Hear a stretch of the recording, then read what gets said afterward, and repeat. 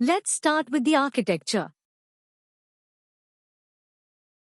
So after architecture is not the fixed architecture. You can able to modify it accordingly, based on your requirement. You can customize it based on your need for your organization. So this is just one kind of architecture that has been given overview. There are multiple different types of architectures available, which I will show you with some flow kind of things. So these are all the types of architectures that we can customize. I'm saying these are all the types that I have worked on. Each and every company have different architecture on their own, so likewise, there are many customizations that you can do in terms of architecture for architecture.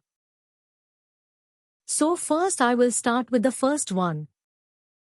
So let's take HR systems. HR system in the sense in your organization you may have some system for managing the HR data, which can be Workday or Great HR Portal or Bamboo HR. So these are the HR portals or HR systems that is available in the market.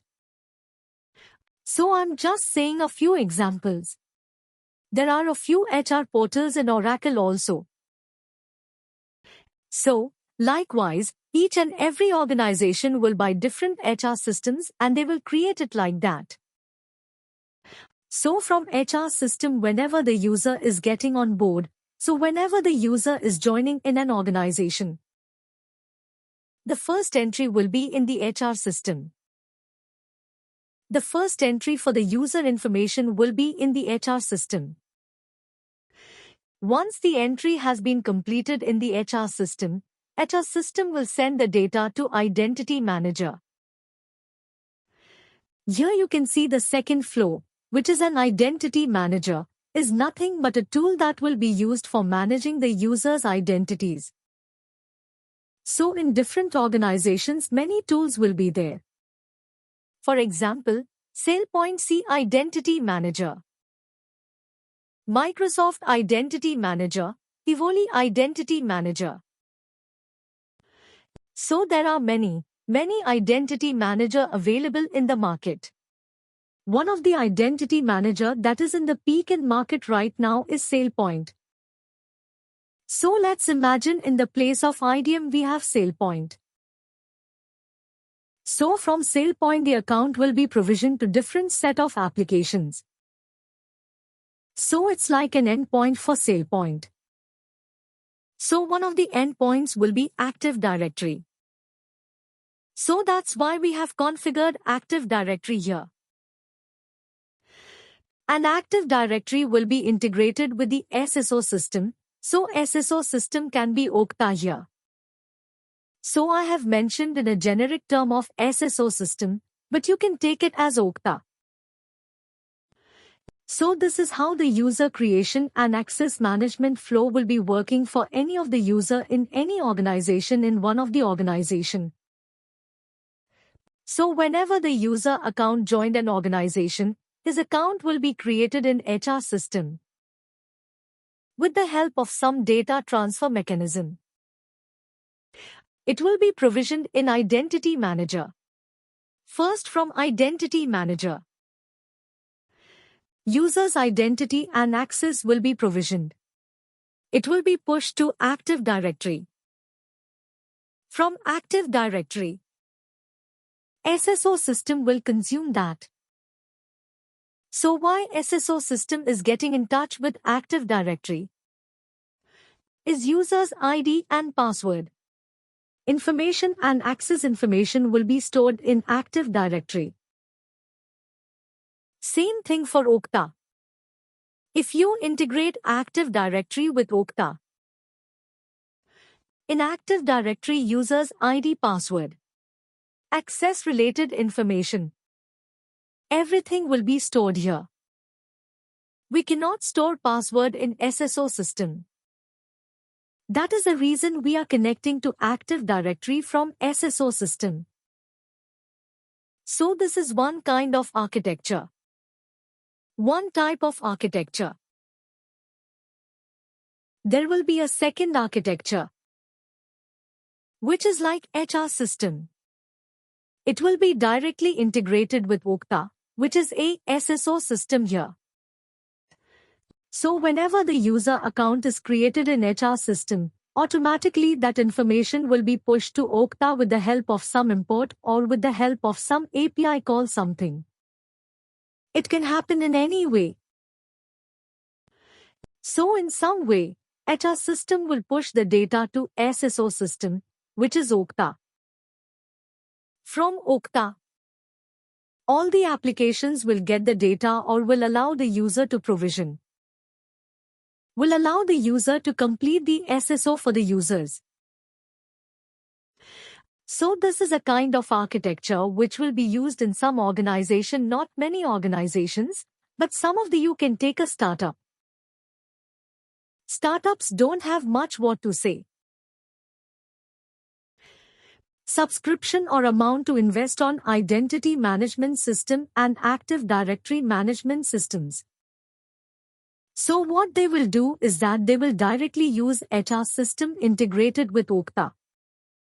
From Okta, all the applications will be integrated inside their organization. So this is another kind of architecture. So let's go to the third type. Third type is nothing, but actually this is a layer removed from the first type.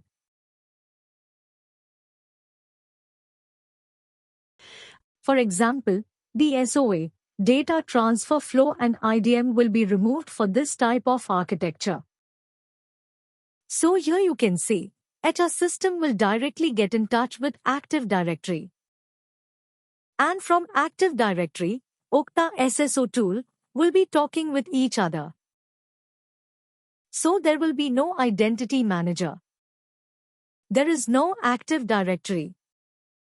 Sorry, there is no identity manager tool required here.